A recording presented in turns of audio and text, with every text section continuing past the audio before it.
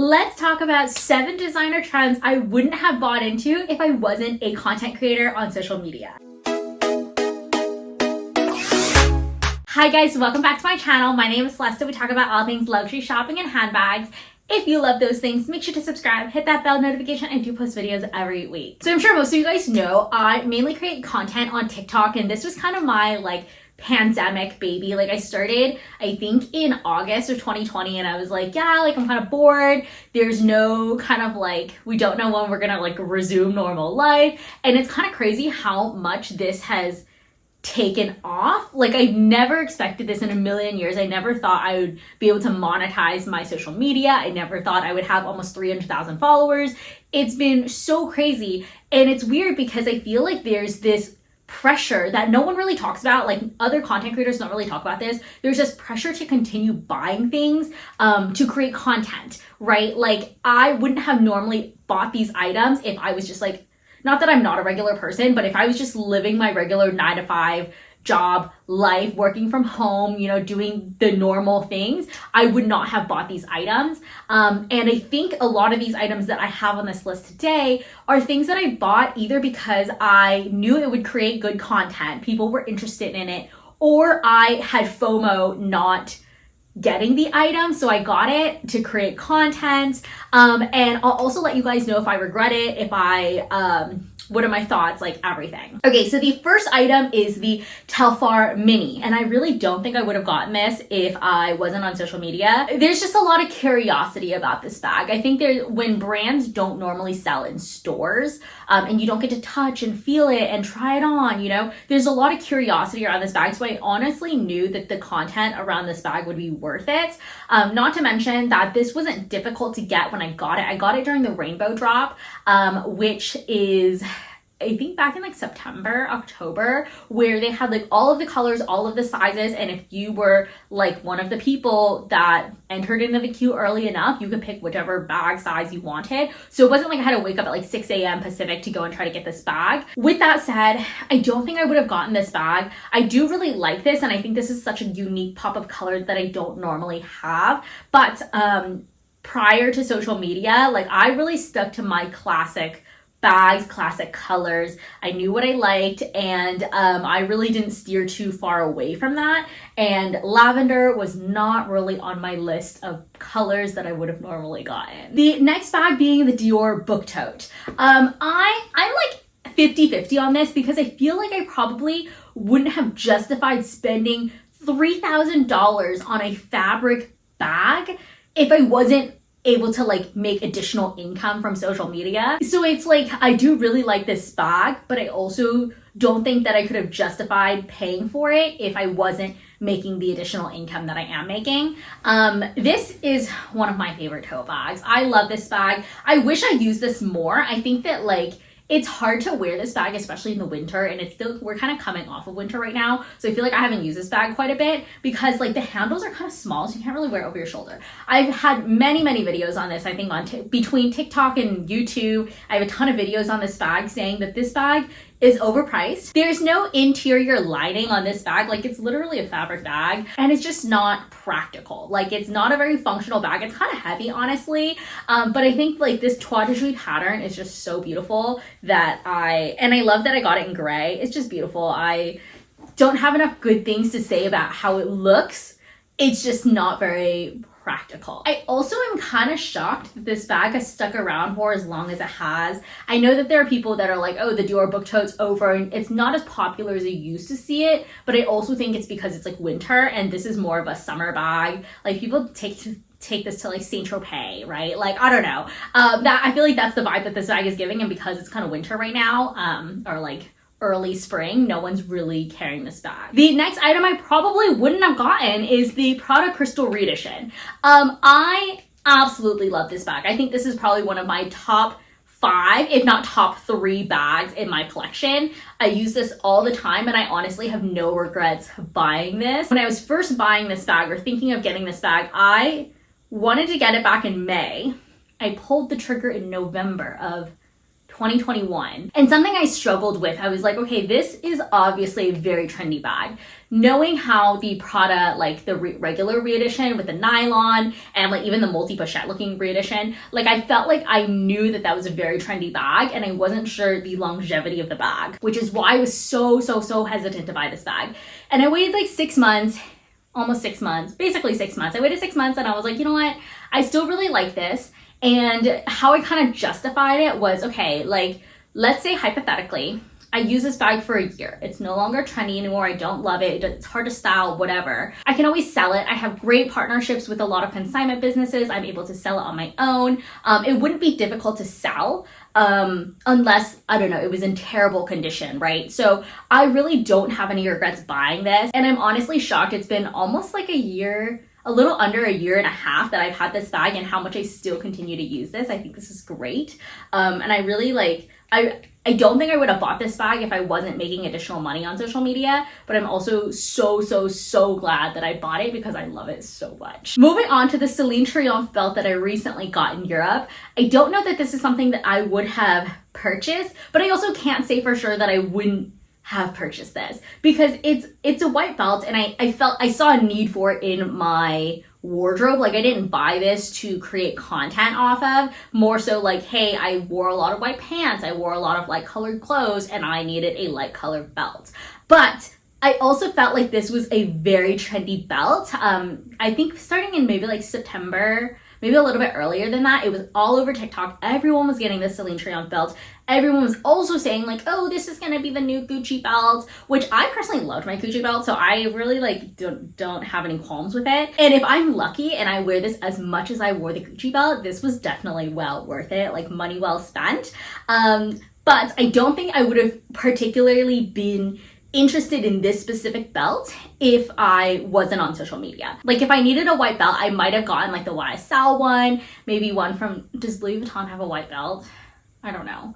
Maybe I think like if I were to get a white belt, I'd probably end up getting a YSL belt. I probably wouldn't have even come across this if I wasn't on social media, but I love it. And it's just so cute. Okay, the next item might be a little bit shocking, but also if you've been with me for a while, this shouldn't be too much of a shock to you.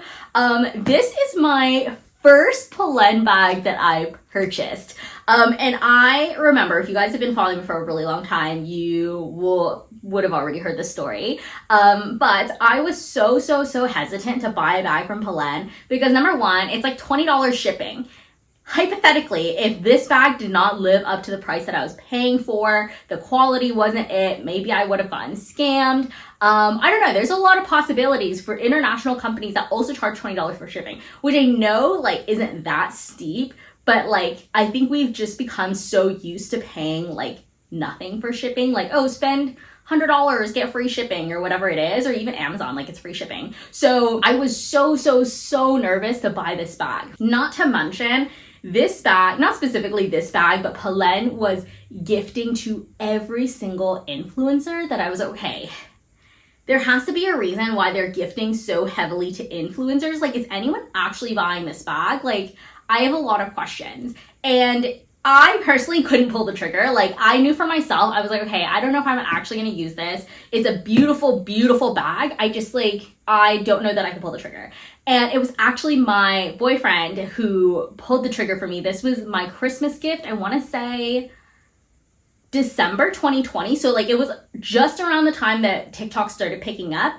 And this, I knew that this, like, I mean, I bought it myself. There was no one's paying me to say good things about it. So I was able to give an authentic review, styling, what fits and everything like that. And it's kind of crazy how much like, and now I like partner with Polen. I mean, they still don't pay me, but like I get to go to their showroom and try on different bags and, you know, things like that, which I think is such a crazy experience. I would not have continued to talk about Polen and create videos around Polen if I didn't genuinely love the bag, love the brand, and the quality and the styles and everything like that. They haven't paid me a cent, but you know, you get it. But yeah, so I think that like I wouldn't have bought this bag if I wasn't on social media, because I wouldn't have felt the need to, or like an itch to create content around it. Like, don't get me wrong, this is a beautiful bag and I don't regret any of the Polen bags that I do have. I think that maybe down the road I would have eventually pulled the trigger on the number 10, because I do really like that style and I use that a lot. And I also maybe would have pulled the trigger on like the little micro bags, because they're on the more like affordable side. But I don't know that I would have pulled the trigger when I did on this bag. I think I would have had to like see it all over TikTok, like how Polen is now, where they're like all over TikTok, everyone's talking about it, everybody has the number 10. I think it would have gotten to that point for me to buy the bag, which is kind of crazy because now I've had the number 10 for almost 2 years. 2 years? Yeah, almost 2 years. Yeah, almost 2 years. And I absolutely love that bag and I'm obsessed with it. Okay, the next bag should be no surprise here. This is the Balenciaga Mini Hourglass. And I'm gonna be honest, this was part of a collaboration I did, and I had leftover credit with the brand, which is why I ended up getting this bag. I would not have purchased this bag if I didn't have the leftover credit, because this bag does not fit anything. And again, this was like before all the controversy, but I feel like it doesn't really make it better. And because it doesn't fit anything, like I wasn't using this bag anyways.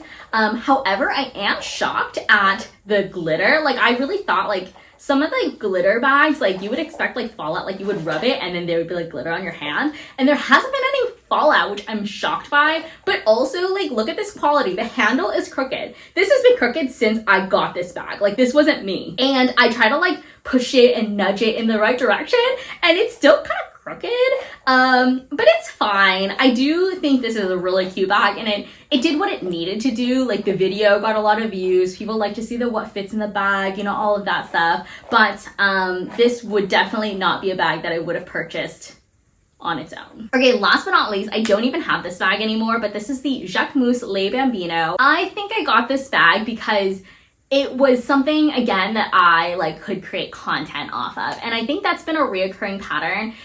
Don't get me wrong, like I do like a lot of these things, but if I wasn't either A, making additional money from social media, or knowing that this would be great content, I wouldn't have purchased a lot of these items. And that's kind of an ongoing trend. I think before I just was really selective on what I wanted to spend my money on, because like I wasn't a millionaire, right? Like I have limited funds to spend on, you know, things like this. And so I was very particular on what I wanted to spend, what I wanted to save on. And now I've been a little bit more lenient, but also leaning more towards the trendy styles. And this was definitely a trendy style that I leaned into, that I purchased into. I did reviews on this, YouTube videos, TikToks, what fits, unboxings. We did it all. And I loved the color of this bag. I even liked the style. Like, it's not to say that I didn't like the style of this bag.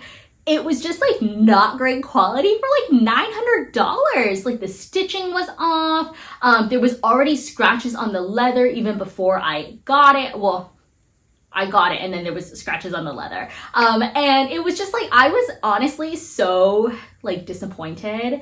And I sold this bag, but I couldn't even justify selling it for what I paid for it. I used this bag legitimately 1 or 2 times.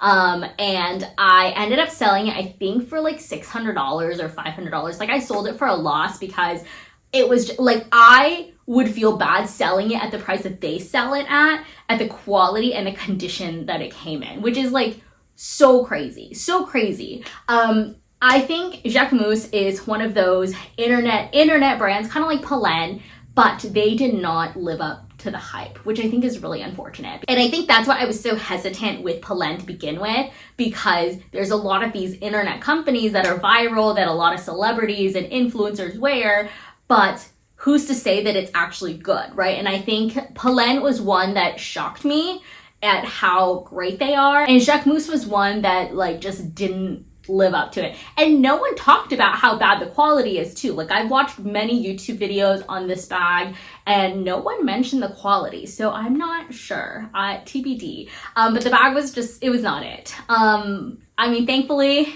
not in my hands anymore, but I did really feel bad if I sold it at the price that they sold it for because it was just not it. Okay, that sums it up for this video. I hope you guys enjoyed it. I hope you guys enjoyed kind of like the transparency, the behind the scenes, the thought process of things before I buy items. It's crazy because of how much things have changed in the last 2 years. If you would have told me 3 years ago now, that I would be buying all these trendy bags to make videos on, I'd be like, no, you're crazy. Like, that's ridiculous. I would only buy classic bags. And now, like, seeing kind of where we're at, the community that we've built, the friends that I've made, it's just been so amazing, and I can't thank you guys enough.